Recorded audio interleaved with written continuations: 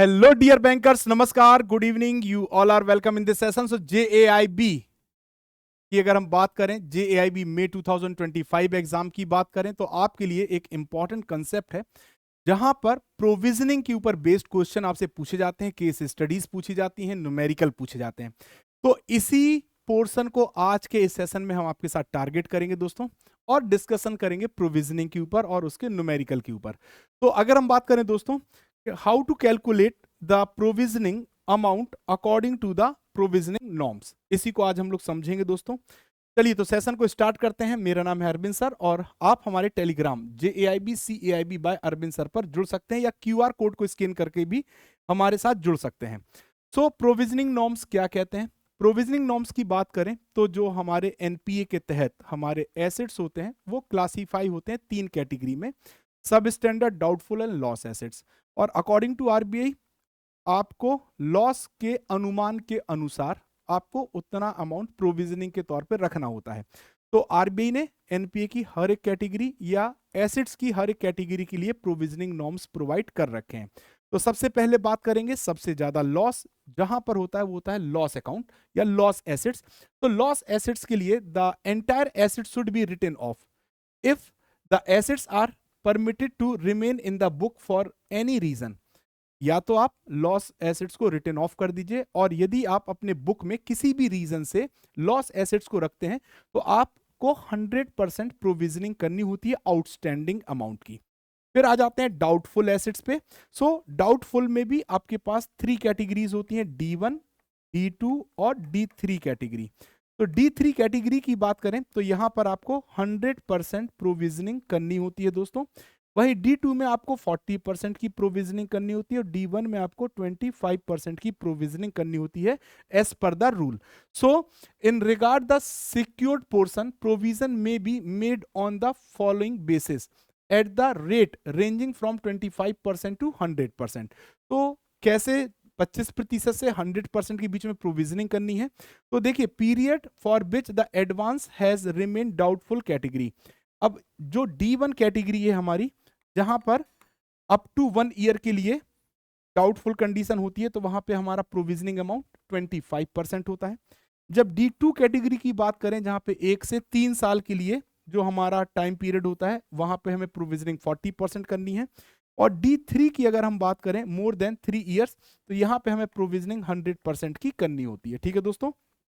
Now अगर हम बात करें दोस्तों सब स्टैंडर्ड एसेट्स की, तो सब स्टैंडर्ड एसेट्स की कैटेगरी में हमें जनरल प्रोविजनिंग 15% की करनी होती है टोटल आउटस्टैंडिंग अमाउंट पर। ठीक है दोस्तों, without making any allowances for ECGC guarantee cover and securities available. तो जो भी अमाउंट आप ECGC या DICGC के द्वारा कवर कर रहे हैं उसको आपको हटाना होगा।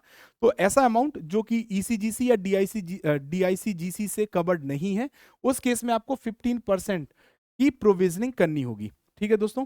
अब unsecure exposure which are identified as sub standard would attract additional provisioning of 10%। यानी अगर आपका सिक्योर्ड एसेट है तो वहां पे आपकी 15% की प्रोविजनिंग होगी। जब अनसिक्योर्ड जो भी अमाउंट होगा वहां पे आपको 15 प्लस 10 यानी टोटल 25% की प्रोविजनिंग करनी होगी। ठीक है दोस्तों।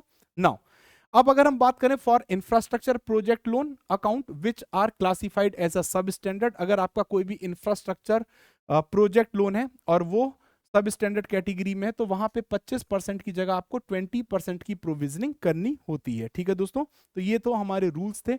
अब आ जाते हैं स्टैंडर्ड एसेट्स में। स्टैंडर्ड एसेट्स बहुत इंपॉर्टेंट होता है क्योंकि ये एनपीए की कैटेगरी में नहीं होता, और इस केस में भी हमें क्या करना होता है दोस्तों, यहां पर हमें क्या करना होता है, प्रोविजनिंग करनी होती है। तो अगर फार्म क्रेडिट की बात करें, जो कि एग्रीकल्चर एक्टिविटीज, या इंडिविजुअल हाउसिंग लोन की बात करें, स्मॉल और माइक्रो एंटरप्राइजेस की बात करें, तो यहाँ पे 0.25% की प्रोविजनिंग करनी होती है। अगर आप advance to commercial real estate के लिए कर रहे हैं तो 1% की करनी होती है। Advance to commercial real estate residential housing sector के लिए तो आपको 0.75% की प्रोविजनिंग करनी होगी। वहीं housing loan extend to teaser rate housing loan at comparatively lower rate of interest the first few year after which the rate are reset यानी शुरुआत में जो रेट ऑफ इंटरेस्ट कम होता है और बाद के समय में जो रेट ऑफ इंटरेस्ट बढ़ता है, इसे हम टीजर लोन कहते हैं। और ऐसे लोन पे आपको 2% की प्रोविजनिंग करनी होती है। ठीक है दोस्तों। नाउ अब अगर हम बात करें दोस्तों, तो इसके ऊपर बेस्ड न्यूमेरिकल हमें कैसे सॉल्व करने होते हैं, तो आपकी पीपीबी की किताब में दिया गया न्यूमेरिकल है, इजी तरीके से हम लोग सॉल्व कर सकते हैं, समझ सकते हैं। क्वेश्चन क्या दिया गया है कि आउटस्टैंडिंग बैलेंस 4 लाख रुपए है, ठीक है, जिसमें ईसीजीसी का कवर 50% है, यानी अब आपका जो अमाउंट बचा, ठीक है, 50% ईसीजीसी कवर कर रहा है। और period for which the advance has remain doubtful, तो यहां पे more than 2 year remains doubtful. तो 2 साल से ज्यादा अगर डाउटफुल है तो मेरे हिसाब से अभी आपने पढ़ा कि ये D2 कैटेगरी में आएगा, क्योंकि 1 से 3 ईयर तक, जो 3 ईयर तक का टाइम पीरियड होता है वो D2 कैटेगरी में आता है। ठीक है। और वैल्यू ऑफ सिक्योरिटी हेल्ड, आपके पास 1.5 लाख रुपए की सिक्योरिटीज हैं। अब आपको यहाँ पे प्रोविजनिंग अमाउंट बताना है कि कितना प्रोविजनिंग अमाउंट होगा, तो इसको आसानी से हम लोग समझ सकते हैं। तो सबसे पहले आउटस्टैंडिंग बैलेंस हमारा 4 लाख रुपए का है, और यहाँ पे जो हमारे पास सिक्योरिटी है 1.5 लाख की है। अगर हम 1.5 लाख को हटा देंगे तो हमें 2.5 लाख रुपए बचेगा, जो कि हमारा अनरियलाइज्ड बैलेंस है।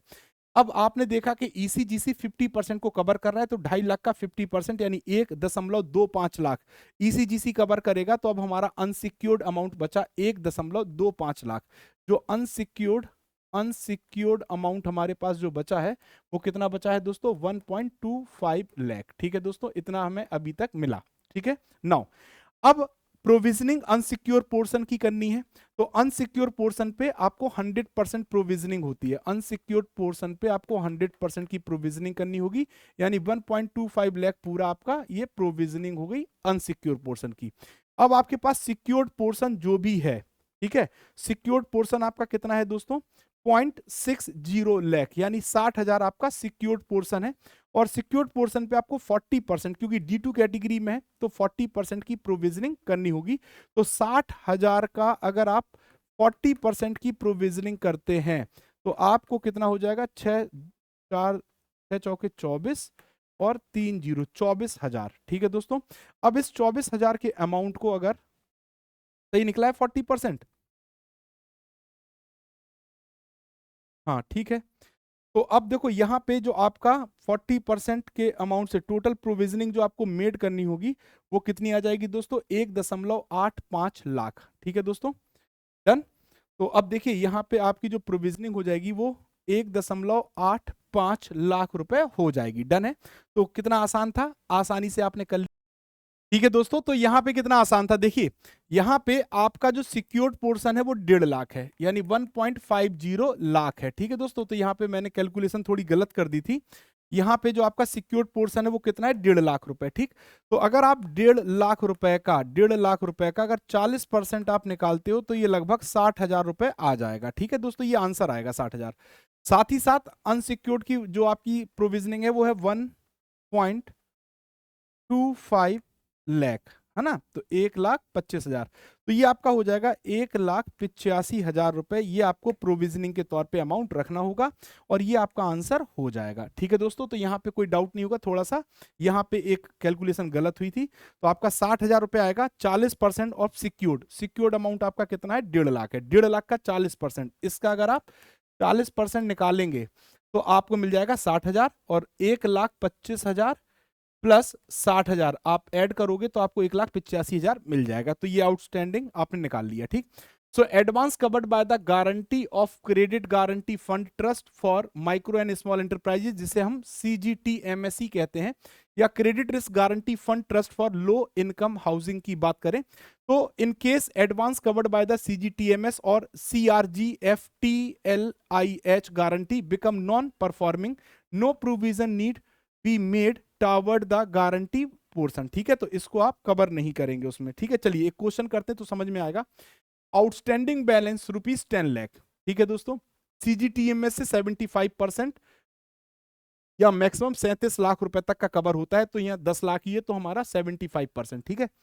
Period for which the advance has remains doubtful, तो यहाँ पे भी 2 ईयर है, यानी ये D2 कैटेगरी में होगा, तो सिक्योर्ड का आपको 40% क्या करना है, प्रोविजनिंग करनी होगी। वैल्यू ऑफ सिक्योरिटीज आपके पास 1.5 लाख रुपए की है। अब आपको प्रोविजनिंग अमाउंट निकालना है, तो आउटस्टैंडिंग बैलेंस आपका कितना है, 10 लाख रुपए। ठीक, फिर लिखा है सिक्योरिटी आपके पास 1.5 लाख रुपए की, 1.5 लाख माइनस करोगे 8.5 लाख रुपए आ गया। अब 75% आपका जो अमाउंट है वो CGTMS कवर कर रहा, तो अगर आप 8.5 लाख का 75% आप निकालोगे तो 6.38 लाख आपका कवर हो जाएगा CGTMS के तहत। अब आपका जो अनसिक्योर पोर्शन बचेगा वो 2.12 लाख, यानी 2,12,000 रुपए आपका अनसिक्योर्ड अमाउंट है। और जब अनसिक्योर्ड अमाउंट की बात करेंगे तो यहाँ पे हमें 100% प्रोविजनिंग करनी होगी।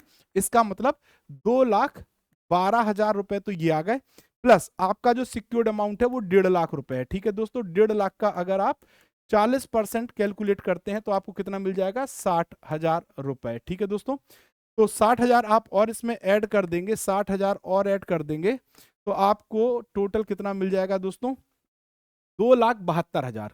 2,72,000, ये आपका लाख में मैं लिख देता हूं, तो 2,72,000 ये अमाउंट आपको प्रोविजनिंग करनी होगी, ये अमाउंट आपको प्रोविजनिंग करनी होगी। तो ये था दोस्तों आज का हमारा सेशन, जो कि किसके ऊपर बेस्ड था दोस्तों, प्रोविजनिंग नॉर्म्स के ऊपर। सो ऐसे ही अगर आप आसानी से अपने JAIIB के कंसेप्ट को कवर करना चाहते हैं, ऑल 4 पेपर में आसान तरीके से चारों फैकल्टीज आपको पढ़ाएंगे JAIB महापैक के तहत। और ये महापैक 6 मंथ महापैक 2,799, 12 मंथ महापैक 3,999 और 24 मंथ महापैक 5,999 का अवेलेबल है। तो JAIB MCQ बैच मई 2025 1,999 में आप अवेल कर सकते हैं। साथ ही साथ इंडिविजुअल बैचेस आप मात्र 799 में हमारे जो MCQ बैचेस हैं टारगेट कर सकते हैं, यदि आपका कोई इंडिविजुअल एग्जाम रिमेनिंग है। और set of 4 books JAIB bankers edge book आपको 1,224 रुपए में अवेल होती है। आप इसे आसानी से अमेजॉन और फ्लिपकार्ट से अवेल कर सकते हैं।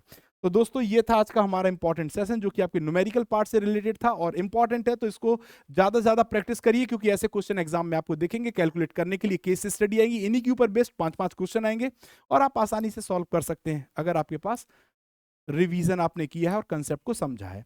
तो थैंक यू वेरी मच, आज के लिए बस इतना ही।